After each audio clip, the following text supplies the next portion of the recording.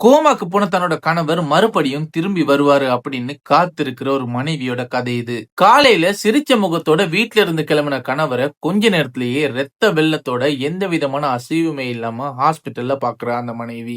டாக்டர்ஸும் எவ்வளவோ ட்ரை பண்ணி பார்த்துட்டு அவர் கோமாவுக்கும் போயிட்டாரு அப்படின்னு சொல்றாங்க. ஹாஸ்பிட்டல்ல எந்த விதமான அசைவுமே இல்லாம படுத்த படுக்கையா 3 மாசம் இருக்காரு. ஒவ்வொரு நாளும் அந்த மனைவி இன்னைக்கு என்னோட கணவர் எந்திரிச்சிருவாரு, அவர் கூட நான் சந்தோஷமா பேசலாம், சின்ன சின்ன சண்டைங்க பிடிக்கலாம் அப்படின்னு அந்த நாளை எதிர்பார்த்த மாதிரியே இருக்காங்க. அதே மாதிரி ஒரு நாள் தன் கணவரை பார்த்த மாதிரியே உட்கார்ந்துட்டு இருக்கும் போது அவர் சொன்ன ஒரு வார்த்தை அவங்க மைண்ட்ல வந்துட்டும் போகுது. நாம் ஒன்னா வாழ்ந்து இவ்வளவு காலமும் என்னால முடிஞ்ச வரைக்கும் உன்னை சந்தோஷமா வச்சுக்க முயற்சி பண்ணிருக்கேன். அதே மாதிரி இதுக்கப்புறமும் கூட உன்னை நான் சந்தோஷமா வச்சுப்பேன். ஆனா அதுக்கு நீ என் கூடவே இருக்கணும் அப்படின்னு சொல்லியிருப்பாரு. அவர் சொன்ன இந்த வசனங்கள் அந்த மனைவியோட நினைவுக்கு வந்ததுமே மறுபடியும் கதறி கதறி அழ ஆரம்பிக்கிறாங்க.